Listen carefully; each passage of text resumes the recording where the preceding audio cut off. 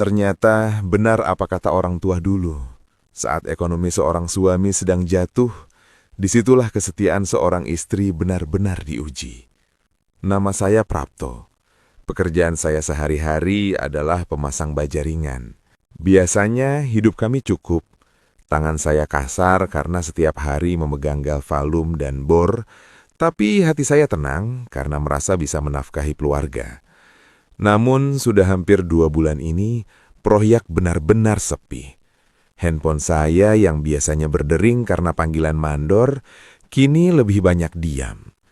Bukannya dikuatkan atau diberi semangat, kondisi ini justru membuat hubungan saya dengan istri saya Yuli retak sehebat-hebatnya. Yuli bukan lagi wanita lembut yang saya kenal dulu. Sejak dia mulai kenal dunia sosial dan aktif melakukan live TikTok, dunianya berubah total. Baginya, koin-koin dari orang asing jauh lebih berharga daripada kehadiran suaminya yang sedang terpuruk. "Mas, kalau nggak ada kerjaan mending keluar kek, cari apa gitu. Jangan di rumah terus, aura miskin kamu itu ngerusak pemandangan di kamera aku," bentak Yuli suatu sore saat saya baru saja kembali dari gudang dengan tangan kosong. Hati saya perih. Saya bukan malas. Saya sudah berusaha berkeliling ke setiap rumahan, tapi memang nasib belum berpihak. Malam itu, lapar mulai melilit perut saya. Sejak pagi saya hanya minum air putih karena sisa uang yang ada saya berikan kepada Yuli untuk membeli paket data internet agar dia bisa tetap live. Namun, bukannya disisihkan makanan, meja makan kami kosong melompong. Di kamar depan, suara musik jedak-jeduk dan tawa manja Yuli terdengar sangat nyaring. Dia sedang asyik ngemis hadiah di hadapan ratusan penontonnya. "Ayo dong kak, tap-tap layarnya. Kasih mawar buat Yuli yang cantik ini." Suaranya yang centil menembus dinding ruang tamu. Tempat saya terduduk lemas meratapi nasib. Kepala saya mulai terasa ringan. Pandangan saya berkunang-kunang karena rasa lapar yang berpadu dengan sakit hati yang luar biasa. Saya merasa seperti sampah di rumah saya sendiri. Saya mencoba berdiri untuk mengambil air minum, tapi kaki saya seolah tak bertulang. Saya jatuh tersungkur di atas ubin ruang tamu yang dingin. Sunyi. Tidak ada teriakan cemas dari Yuli, yang ada hanya suara ketawanya yang semakin keras menyapa netizen. Di tengah kesadaran saya yang hampir hilang, saya merasakan sebuah pintu terbuka perlahan. Langkah kakinya halus, mendekati saya yang tergeletak tak berdaya. Saya mengira itu Yuli yang akhirnya kasihan melihat saya. Tapi saya salah. Aroma minyak telon dan kain jarik yang khas menyentuh indera penciuman saya. Itu adalah Ibu Haryati, mertua saya yang kebetulan sedang menginap di rumah kami. Tangan beliau yang lembut dan mulai keriput itu merangkul kepala saya, mengangkatnya ke pangkuannya. Saya merasakan tetesan air mata jatuh ke pipi saya. Beliau tidak berteriak panik. Beliau justru membisikkan doa-doa pendek dengan suara yang sangat tulus dan bergetar. "Sabar ya Le, sabar. Ibu ada di sini," bisiknya lirih di telinga saya. Malam itu, di tengah kegelapan ruang tamu dan bisingnya tawa istri saya di kamar sebelah, sebuah rahasia besar mulai tumbuh.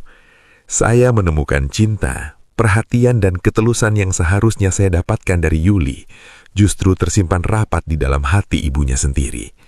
Saya menutup mata, membiarkan kelembutan tangan Ibu Haryati menyembuhkan luka di hati saya yang sudah hancur berkeping-keping. Malam semakin larut. Namun kegaduhan dari kamar depan seolah enggan reda. Di balik pintu itu, Yuli masih bertahta dalam dunianya yang gemerlap, menjadi ratu semu yang dipuja-puji oleh ribuan mata asing. Sementara di sini, di ruang tengah yang hanya diterangi cahaya remang temaram, saya, suaminya yang sah, terkapar tak berdaya di atas dinginnya ubin. Keberadaan saya seolah hanyalah bayangan tak terlihat di rumah saya sendiri. Namun, di saat rasa dingin menusuk tulang dan perihnya perut yang kosong mulai membuat saya putus asa, sebuah kehangatan lembut menyentuh kulit saya.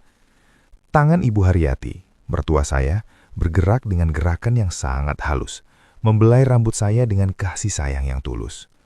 Beliau perlahan menyandarkan kepala saya di pangkuannya yang terasa begitu teduh, seolah pangkuan itu adalah satu-satunya pelabuhan aman bagi jiwa saya yang sedang dihantam badai. Gedaran tangannya yang mulia renta justru menyalurkan energi kehidupan yang baru ke dalam tubuh saya yang hampir menyerah. "Sabar ya, Prapto. Ibu tahu hatimu sedang sakit," bisiknya dengan suara yang begitu lembut, hampir tenggelam oleh suara musik TikTok Yuli yang masih berdentung di sebelah. Saya tak mampu berucap, lidah saya keluh, tertahan oleh sesak yang menggumpal di dada. Air mata saya mengalir begitu saja, membasahi kain jarik yang beliau kenakan. Ada rasa malu yang dalam sebagai seorang laki-laki karena harus menangis di pangkuan mertua sendiri. Namun di sisi lain, saya merasakan kedamaian yang luar biasa. Selama bertahun-tahun membangun rumah tangga dengan Yuli, saya tidak pernah sekalipun merasakan belayan sedalam ini. Yuli selalu menuntut, selalu mengeluh, dan selalu melihat saya hanya sebagai mesin pencari uang. Tapi Ibu Haryati, beliau melihat saya sebagai seorang manusia. Dengan penuh perasaan, beliau mengambil kain kompres hangat. Setiap usapannya di dahi saya terasa seperti menghapus satu persatu kata-kata kasar yang dilemparkan Yuli sore tadi. Sentuhan itu tidak hanya menyembuhkan fisik saya, tapi juga membasuh luka batin saya. "Ibu minta maaf atas sikap Yuli, Le. Ibu gagal mendidiknya jadi istri yang berbakti," ucap beliau dengan nada yang bergetar hebat, menahan tangis yang ikut pecah. Saya memberanikan diri mendongak sedikit, menatap wajahnya di bawah temaram lampu. Mata Ibu Haryati terlihat begitu jernih, namun menyimpan telaga kesedihan yang sama dengan yang saya rasakan. Kami adalah dua jiwa yang sama-sama terasingkan oleh egoisme Yuli. Di detik itu, sebuah benang tak kasat mata seolah mengikat batin kami begitu erat. "Jangan menangis lagi, Prapto. Kalau Yuli nggak bisa buatkan kamu makan, biar ibu yang masakan. Kalau Yuli nggak bisa hargai kamu, biar ibu yang memberimu penghargaan malam ini. Kamu paham kan, Prapto? Ngerti kan maksud ibu?" Bisiknya dengan tatapan yang sangat dalam. Sebuah tatapan yang melampaui batas orang mertua. Suasana seketika berubah. Rasa nyaman yang tadinya hanyalah rasa haru, kini berubah menjadi gejolak yang sangat berbahaya.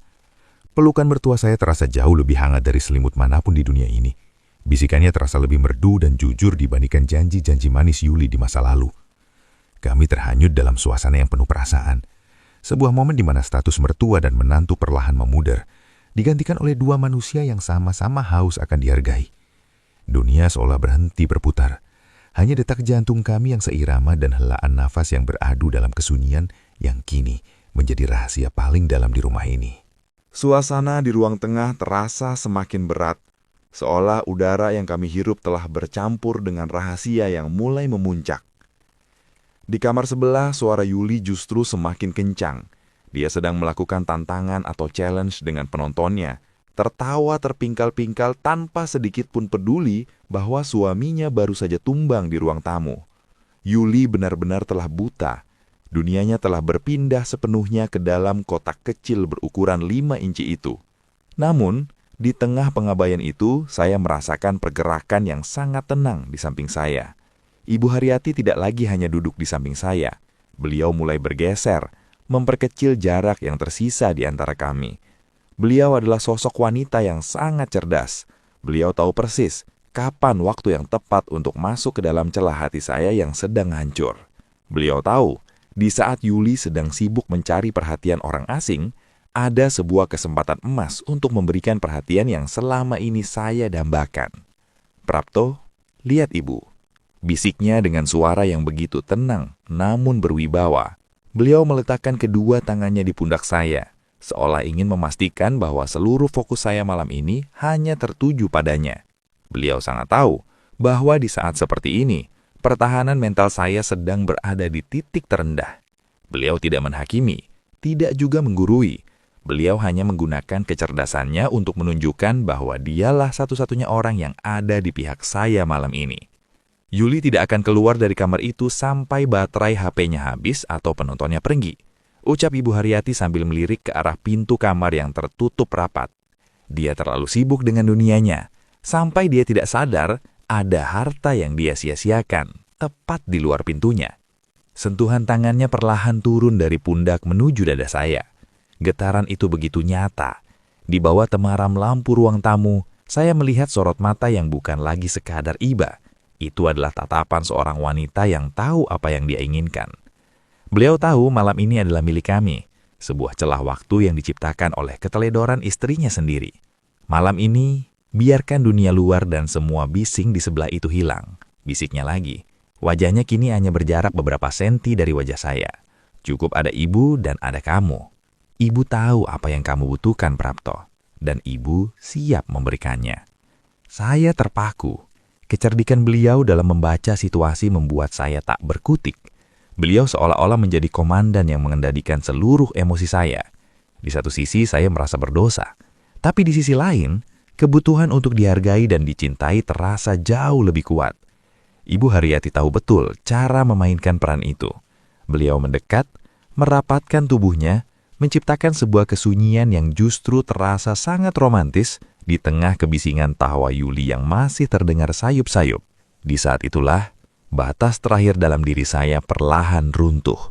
Saya sadar, malam ini bukan lagi tentang rasa sakit atau lapar, tapi tentang sebuah kesempatan yang diambil dengan cerdas oleh seorang wanita yang tahu cara menghargai saya lebih dari istri saya sendiri. Malam itu saya belajar satu hal, bahwa kecerdasan seorang wanita jauh lebih tajam daripada mata bor baja ringan yang biasa saya pegang. Ibu Haryati bukan hanya sekedar memberikan perhatian, tapi beliau telah merancang situasi ini dengan begitu sempurna. Beliau sangat tahu jadwal Yuli. Beliau tahu kalau Yuli sudah mulai live komal, maka istrinya itu tidak akan pernah keluar kamar, bahkan jika bumi berguncang sekalipun.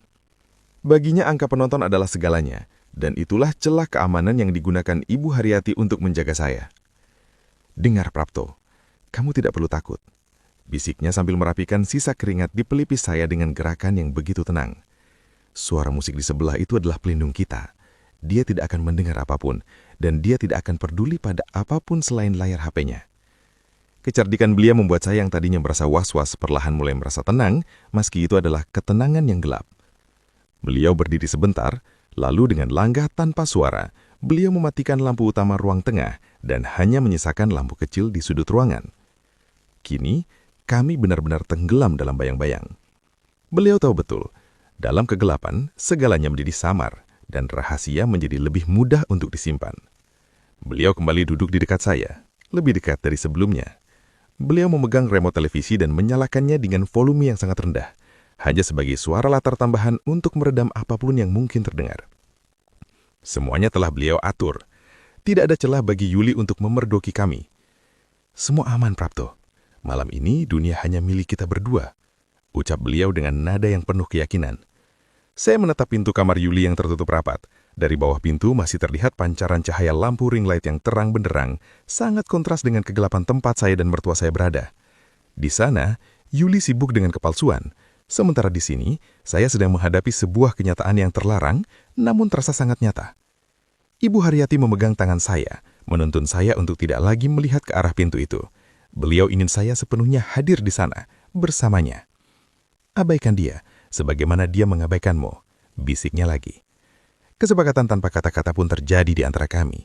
Sebuah kesepakatan gelap bahwa apapun yang terjadi di balik bayang-bayang malam ini tidak akan pernah melewati pintu ruang tengah ini. Kecerdikan beliau memberikan saya rasa aman yang semu, membuat dosa ini terasa seperti sebuah perlindungan. Saya akhirnya menyerah pada keadaan, membiarkan diri saya hanyut dalam skenario yang telah disusun rapi oleh wanita di hadapan saya ini. Di bawah bisingnya tawa Yuli yang menembus dinding, kami memulai sebuah babak rahasia yang tak akan pernah bisa dihapus oleh waktu. Apa yang bermula dari sebuah ketidaksengajaan, kini perlahan berubah menjadi sebuah kebiasaan yang rapi dan tersembunyi. Kecerdikan Ibu Haryati benar-benar membuat rahasia ini seolah memiliki benteng yang tak tertembus. Kami menemukan sebuah pola, sebuah waktu di mana dunia kami bersatu, sementara dunia Yuli terputus dari kenyataan. Betul saja, hanya 2 hari setelah malam yang penuh gejolak itu, Ibu Haryati datang lagi. Beliau datang tepat saat azan maghrib berkumandang, di saat Yuli sudah mulai memoles wajahnya dengan bedak tebal dan menyalakan lampu ring light-nya. Bagi Yuli, maghrib adalah waktunya mengumpulkan saweran.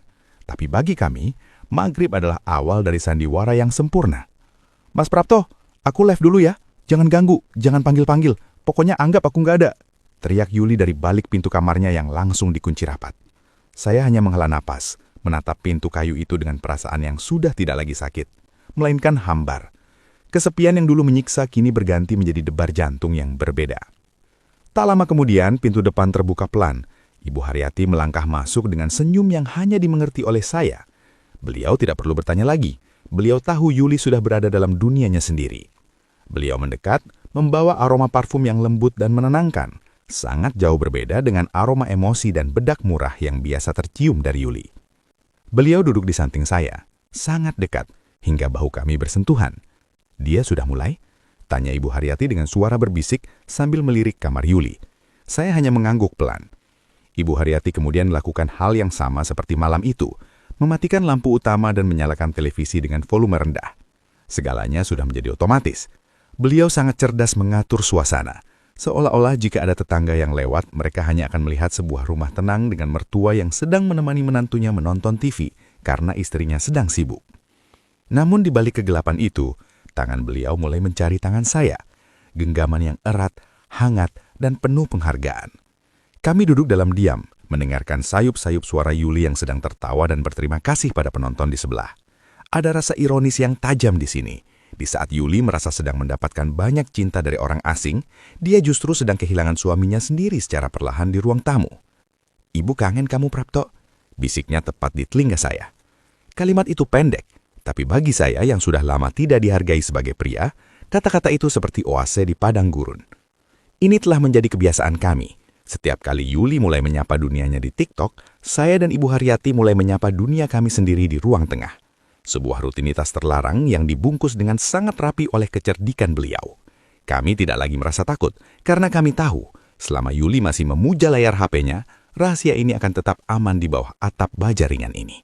Sampai hari ini, suara bising TikTok dari kamar sebelah masih menjadi musik latar dalam hidup kami.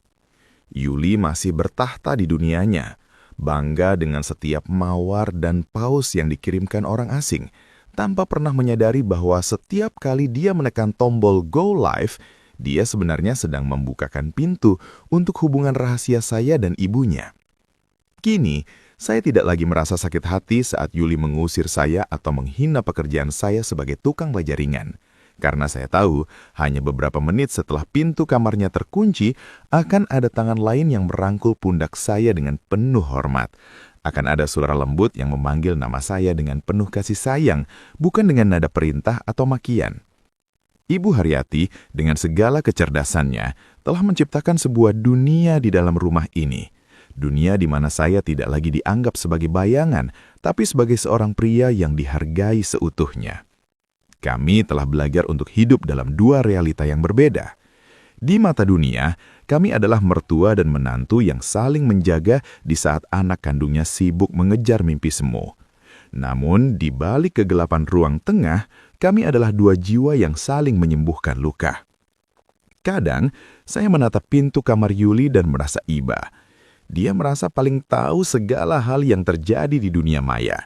Namun dia menjadi orang yang paling buta dengan apa yang terjadi hanya sejauh 1 jengkal dari tempat tidurnya.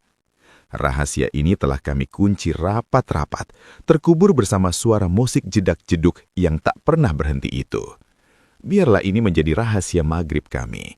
Biarlah ini menjadi satu-satunya cara bagi saya untuk tetap bisa berdiri tegak menghadapi kerasnya hidup. Karena di bawah atap baja ringan ini, saya telah menemukan bahwa kenyamanan sejati terkadang datang di waktu yang salah, dari orang yang paling tidak terduga, namun dengan ketulusan yang tak mungkin bisa saya lepaskan. Terima kasih telah menyimak kisah hidup saya. Tetaplah bersama kami di Zona Romantis, tempat di mana kumpulan cerita-cerita romantis terbaru dan penuh perasaan hadir untuk menemani malam-malam kalian.